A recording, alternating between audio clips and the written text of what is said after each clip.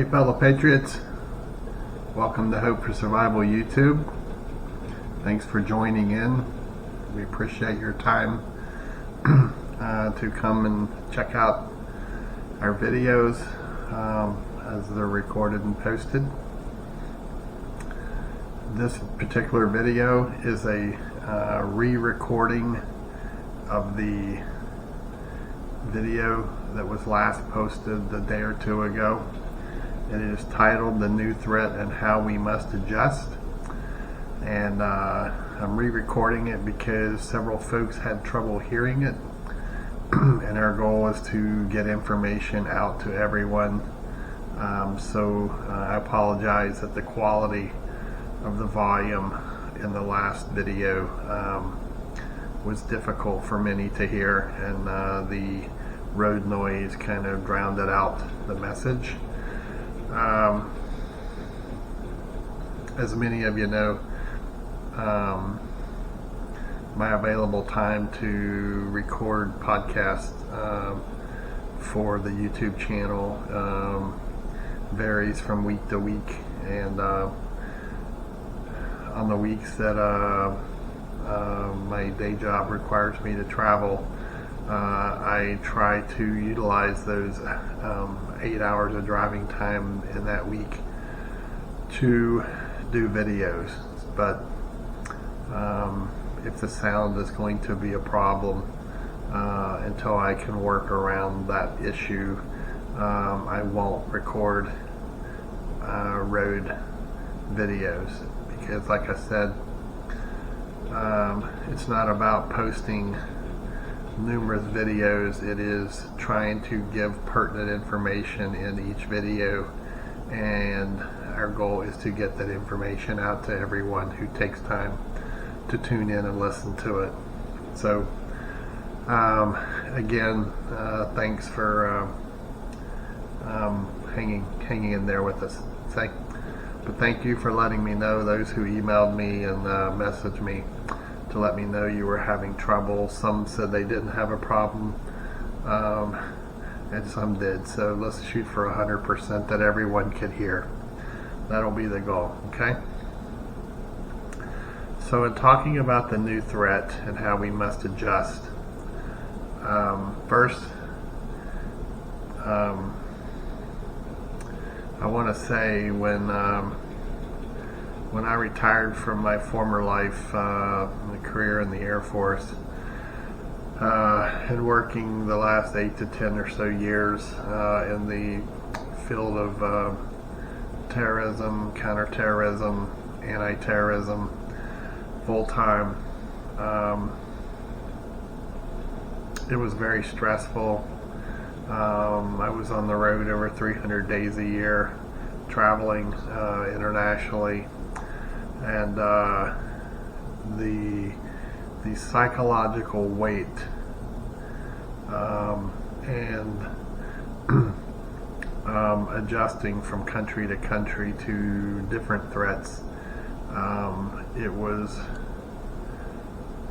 psychologically challenging, and it was equally exhausting from year to year. And I have to say, when I left it behind, when I retired, I honestly believed that door was closed, and it was something we would never have to deal with on the homeland here in my lifetime. But here it is, and we're being told that there's many international terrorist cells throughout our country. I guess my first question I ask is, if they have known this for years, pretty much since they started the no border policy, free entry, why have they done nothing about it? It's like the more they know, the wider the gap is at the border. And this is not a political thing. It is a national security thing. And regardless of your political persuasion and respect for life, protecting the homeland is the #1 responsibility of our government. Okay? And simply put, they have failed. So, so moving along, I'm trying to recall everything that I included that last video. So I jotted down some notes to hopefully help me remember the things that I talked about in that video. So first I want to talk about threats. So those of you over the last 5 years who have been a part of Hope for Survival, the big things that we have focused on is focusing on you, the individual, and your family, and then building communities. Okay? And part of building the communities was for numerous reasons, but one of the big reasons was for building a security apparatus, making you and your home security minded, and then your community security minded. And that is to push the threat out, right? And these things, using the 5 Ds of security, it was kind of focused around the issues that we were facing, we have been facing in America. Economic woes, debt woes, a depleted military, supply chain issues, if and when the trucking system will stop running, the number of individuals who are becoming jobless, the inability to afford a basic lifestyle amongst people, increased interest rates, unaffordable mortgages, and on and on and on. All these things create situations to where it comes down to you and your home and your community when individuals are homeless, they're hungry, and they're cold, especially if it involves children. And it also relates around if you are within a tank of gas of a city with a large population. If things go kerplunk in those cities and the people start to flee the cities, then the odds are you're going to absorb a drastic increase in your population. And when this happens, because of our just-in-time supply system, you've got 3 days of food, 3 days of pharmaceuticals, and 3 days of gas. As President Reagan used to say, you're 9 meals away from starvation. And that was all driven towards preparedness and building a self-reliant insurance policy for you and your family, and then working to build it in your community. Okay, you wanted to have a security apparatus around you where you were building outward to give you security in depth to protect your way of life, right? And the threats in this arena of preparedness was like threats next door, folks who wouldn't prepare, didn't prepare. They didn't have food put back for any type of event, whether it's a man-made and natural type disaster or even a technological disaster. And then the apparatus of protecting you from gangs. If you go from a rule of law to without rule of law scenario, and you have gangs in your area or rolling into your area, and they start taking control of the supply chain or food warehouses, you're then further up a creek if you haven't prepared. And then you have the basic petty criminals and things like that, of people trying to steal things to make a quick buck so they can try to buy some food. Now we're talking about a new kind of threat. okay, and the threat of terrorism. Historically in America, we've had different types of domestic terrorists over the years. You may remember, if you're old enough, 20 years, 30 years ago,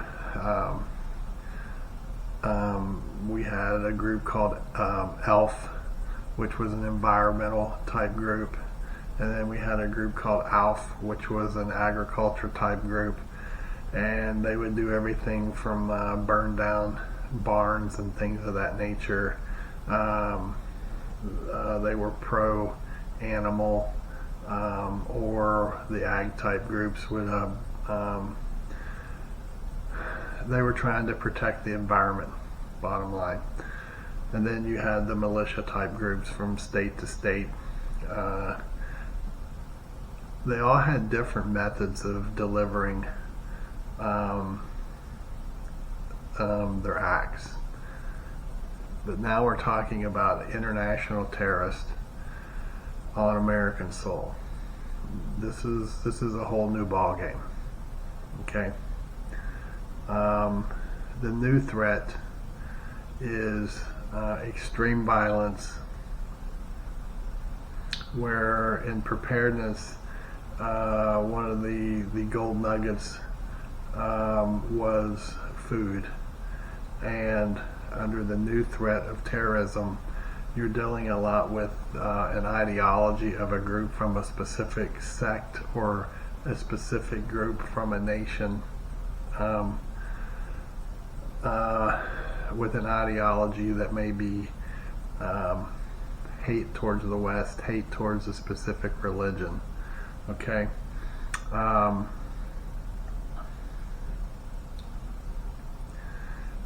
And currently, probably over the last 40 to 50, 60 years, there has been a growing hatred towards the West, or the Great Satan, because of their support for a specific country that is currently involved in a conflict in the Middle East. Okay.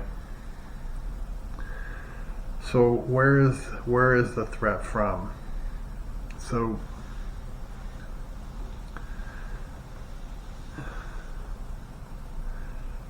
traveling around, talking about what's going on in the Middle East right now, you have a specific group involved in a conflict with a specific nation, okay?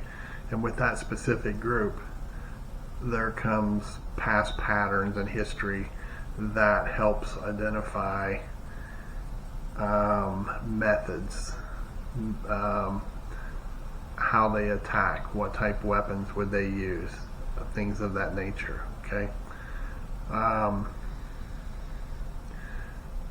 But if we have multiple unknown groups in our country, maybe multiple groups from the Middle East and Africa, you may have groups from the Pacific, the Orient region, south of the border, and you may have groups from within our country. And the commonality of all of them is that they either hate the government, they hate the West, or they hate your religion that this country represents. So when you're going from one group and you're now going to multiple groups, that bucket of methods of delivering violence has just drastically increased. All right. So instead of focusing on a specific group which uses specific types of violence to deliver what they're trying to do, okay, you now have to drastically expand your focus. Where are they obtaining resources? What type of resources? What type of manpower would it take? Would their motive be to commit an act to then place demands on the American government, which I believe is lesser than Their goal is to distribute numerous attacks on as many locations and people as possible, basically using a shoot and scoot type scenario. Pull off the attack, move to the next site. The goal is to not be caught so that they can distribute more and more attacks. But if they've joined with multiple groups, now it's a bigger problem, because you now can't just focus on those specific tactics. You've got a whole laundry list of potential tactics that they can use, and they can hit far more targets initially in numerous locations versus shoot and scoot. Okay, so the ability to expand their methods of attacks with more manpower is worrisome. Okay, so types of methods that could likely be used. Okay, fire is one method. You could go back to around 2008 or 2009 near Thanksgiving, when there was an attack in Mumbai, India, which was historically, from a terrorist perspective, it was a very interesting attack, because in the case studies in the aftermath, the terrorists used the internet very much so to their advantage. And how they went about it was they had identified their target, the town or city to be targeted, and they had determined the method at which they were going to attack. However, they went on the internet and they identified key essential personnel that were part of the emergency response element for the city and the specific community. And when the attack first started, they assassinated many of the key leaders. So when the attack started and the plans were engaged, those who were decision makers or key elements didn't respond by radio, and they figured out they had been assassinated early on, which presented another problem for the responders. And one of the locations they attacked was the Taj Mahal, and how they went about it was with massive gunfire, but they also started a fire in the hotel, and the smoke pushed the people who were hiding in the hotel. It pushed them to the upper floors. So now, instead of having a large facility with several hundred people scattered all over, they used the fire and the smoke to push the victims to the upper floors, so then they could concentrate as a threat into a more general area versus a large building. Assassination is another method. It's used because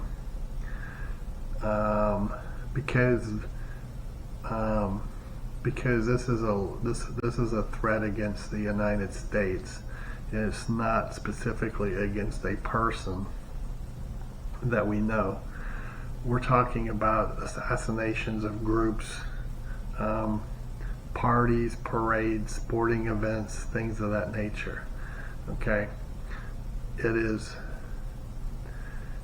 more difficult stopping a threat that is on foot than it is a threat that is in a mobile vehicle. Although a mobile vehicle allows the threat to carry a bigger payload to cause more damage, there's a limited amount of locations that a vehicle can go to. to get to large groups of people. Okay. Kidnapping, we just witnessed that in the country attack in early October, where they were using torture, beheadings, and then murdering of individuals. And we witnessed that a lot in that part of the world during previous wars over the last 30 to 40 years, where they would line them up, march them down a beach, put them on their knees, and live streaming it on video, they would assassinate them by shooting them in the head. So using the shoot and scoot method of assassination, or using gunfire as your weapon of choice, as long as the threat is not eliminated, they can cause mass damage, mass death, and mass chaos, especially in large groups. Children and women.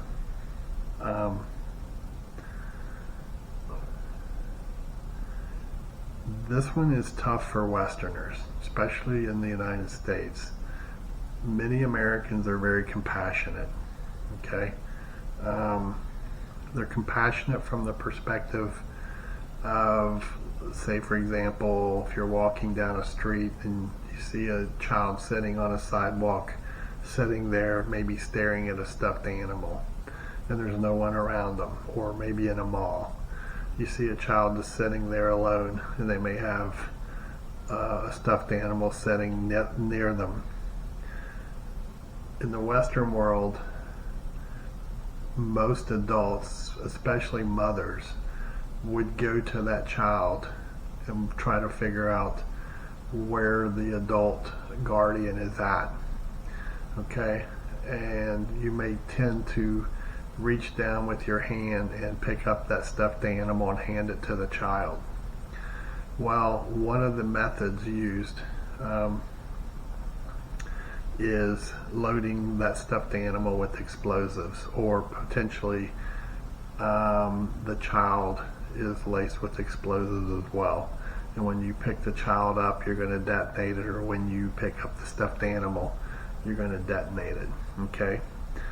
They're very good at using explosives in numerous type devices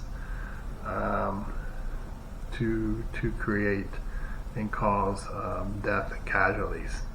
Okay.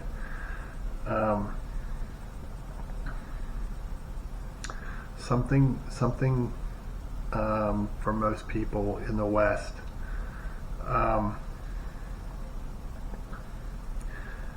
is in many Middle Eastern countries, young children are raised in their school systems and in their homes. They are raised with hate towards the West and our way of life. Okay, it is not uncommon to see children wearing suicide vests. Okay, so children or women are often used as a delivery system for as a mechanism to deliver explosives to cause mass damage and casualties. Okay.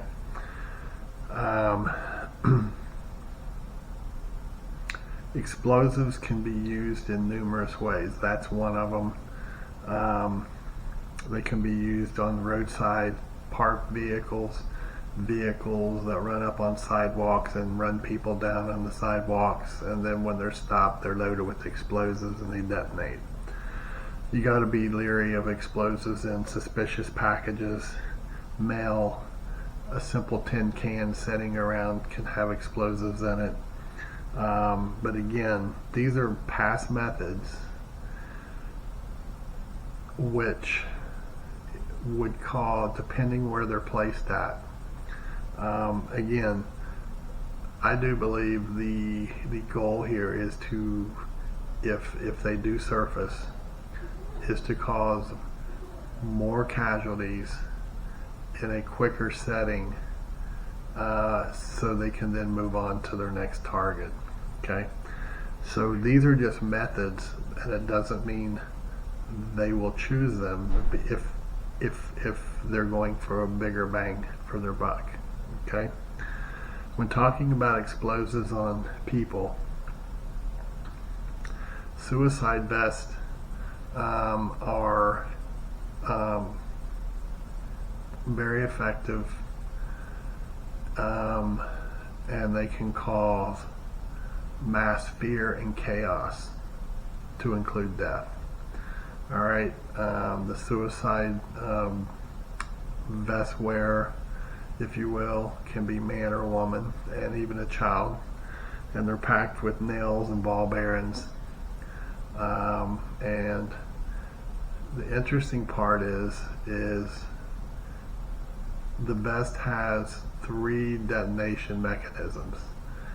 The individual wearing the vest there's a wire running from the vest to a trigger device in their hand, and they detonate the vest by pushing the trigger in their hand. If for some reason it doesn't work, or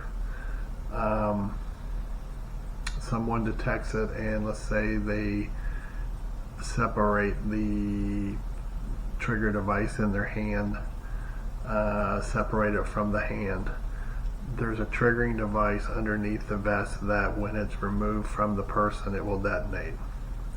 And lastly,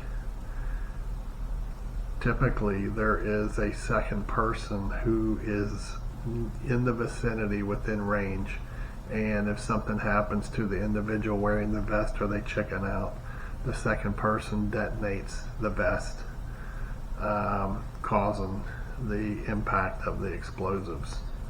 Okay, so it's hard to single out a specific method, especially if we have multiple groups working together. Okay,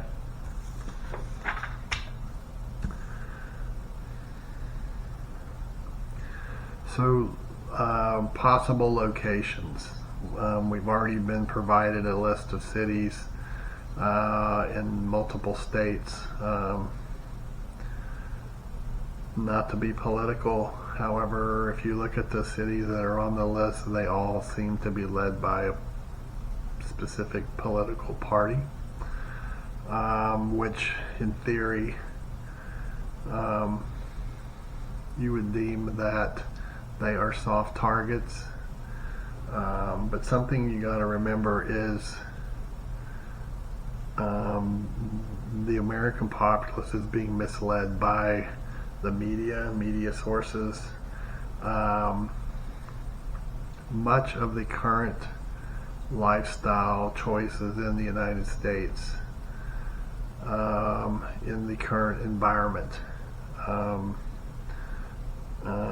same-sex marriage, and everything that's on that list is basically death in the Middle East. So locations in America where those choosing that lifestyle may hang out, I would believe is probably on the target list. Okay, I'm not casting an opinion or judgment. I'm simply saying I'm looking at it from the perspective of their ideology, their culture, and their beliefs, and now being in the West where they call us the Great Satan, and they condemn many of the choices in the lifestyles of Americans. Okay, so locations again could be holidays coming up, and people are out and about in masses, parades, malls, any kind of event with large gatherings outside or even inside. Transportation systems, buses, subways, airports, trains, Um, and one that I really don't want to include on this list, but is a possibility, are school buses. Okay? Imagine being an American citizen and witnessing live streaming of one of these individuals or multiple individuals taking over, say, 10 school buses or 15 school buses at the same time and taking the lives of our children. As I said in the beginning, this is a style of threat that the West and that Americans are not going to handle well, and they are really going to have to dive deep in their psyche to get through it if in fact this threat is realized. Okay? Just hope and pray that it does not come to fruition. Okay?